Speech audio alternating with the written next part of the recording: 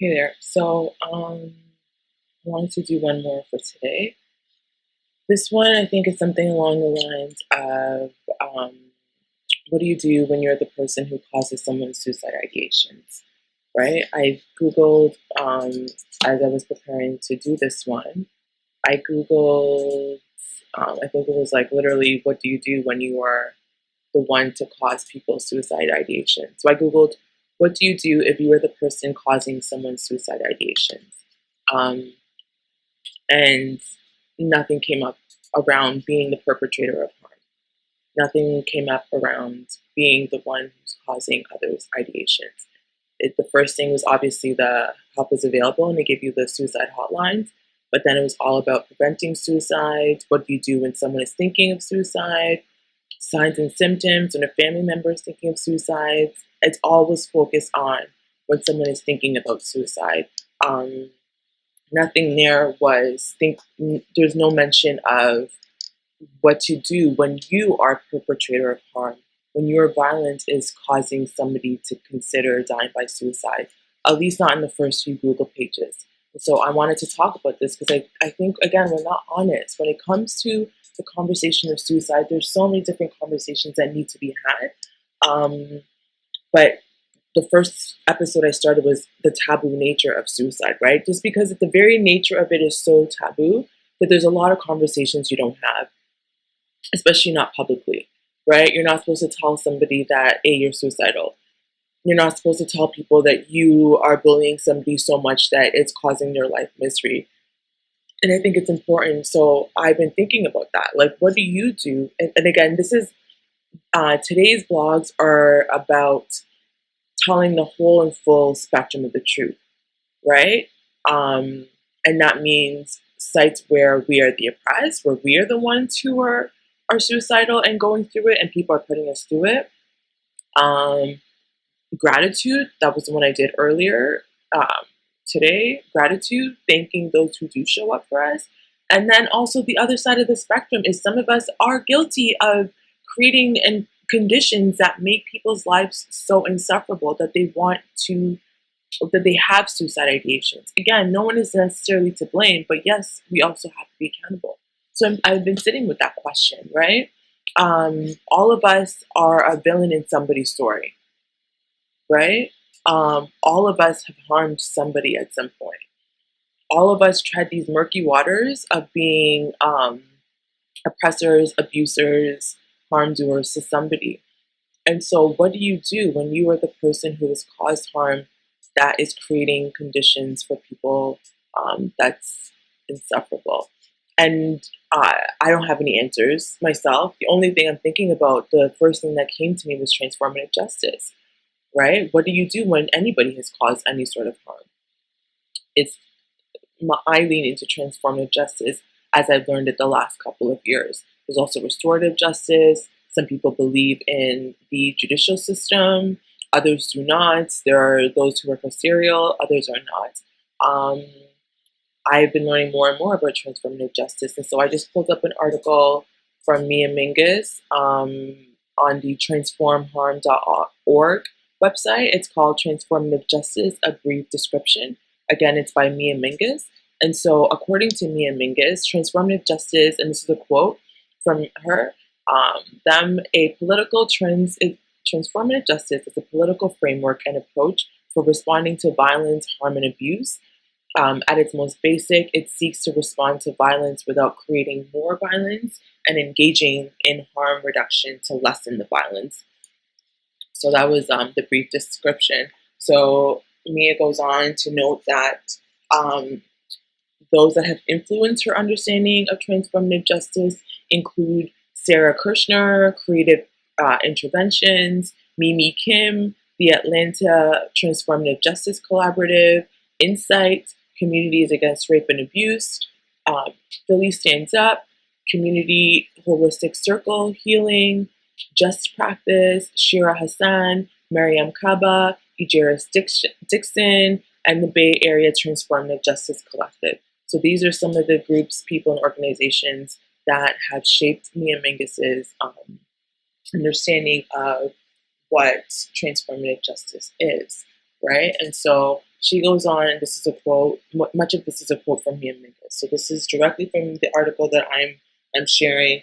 Mia Mingus says, TJ, another word from transformative justice, can be thought of as a way of making things right, getting in right relations, creating justice together. And so it's a response to an intervention. That the first thing is it does not rely on the state, right? So the state being like police, prisons, a criminal legal system, ICE, foster care system. And she goes on to say that though there are some transformative justice responses that do rely on or incorporate social services like counseling, right? This first point, she knows it specifically for the reasons that she says it is important to remember that many people choose not to call the police.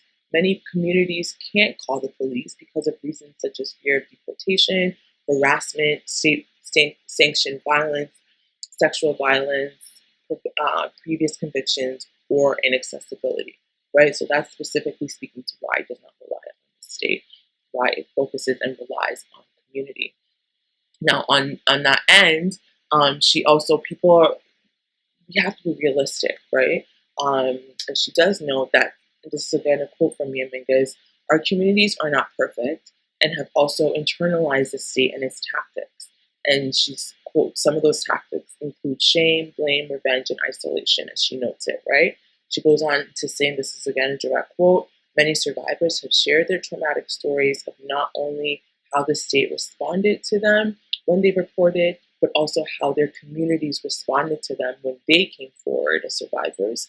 Often survivors are shamed, blamed, isolated, exiled, attacked, or threatened by violence, with violence by their communities, right? So it's not lost on the advocates of transformative justice that our communities are not perfect. And she goes on to say, we must push ourselves to move beyond just saying no cops, no prisons, and move towards a true transformation of violence, behavior, and conditions. And so what exactly does this mean? In did I post it here? Yeah, so in Black Lives Matter Toronto Teach-In, it's an article by Janaea Khan and Leroy Newbold. They remind us that after acknowledging harm, first of all, the first step is to acknowledge harm, right? The first step is to acknowledge and issue an apology.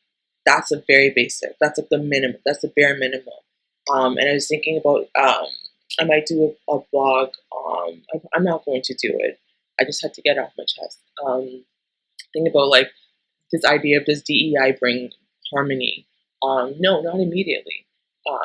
People are asking for reconciliation and us to all for it to be gumdrops, lollipops, and rainbows. Meanwhile, the very basic minimum requirement has not been met, which is truth.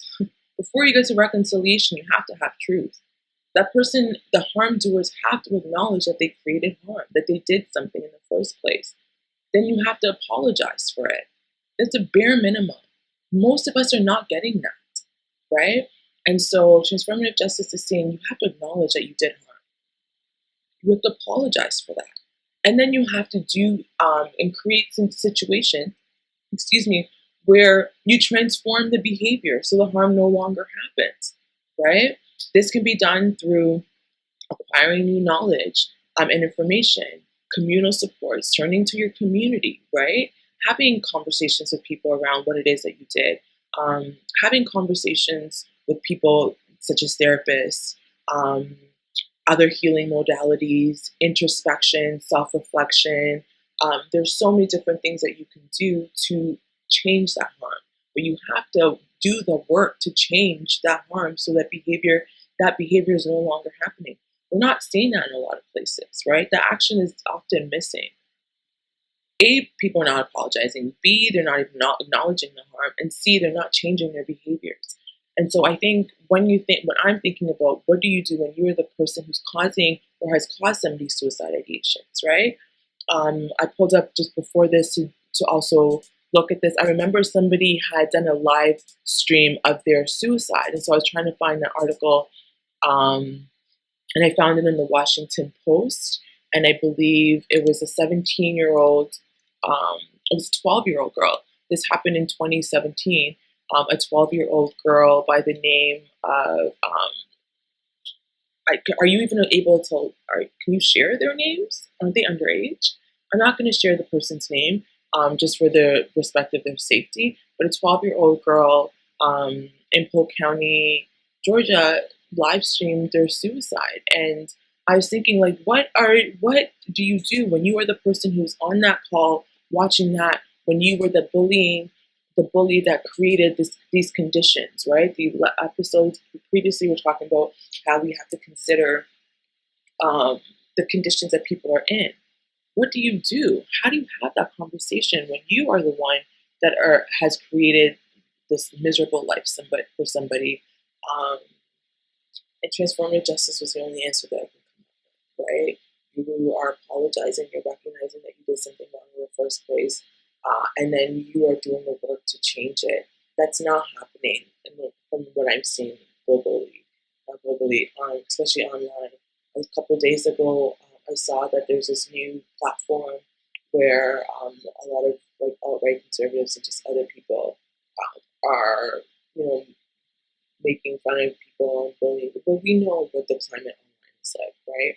So that's what I'm thinking. Hopefully, we can have more of these discussions because the more we're able to have them, the more we're able to see where the gaps are, the more we're able to see how to transform ourselves and each other, right? And so, have you ever been somebody who has made life so miserable for somebody that they've had suicidal ideations?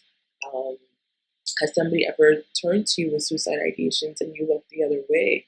Has have you ever been harmed, or what does that look like? Are you able to sit in that shame? Are you able to acknowledge that guilt? Are you able to transform your life and change your behavior so you're not causing that?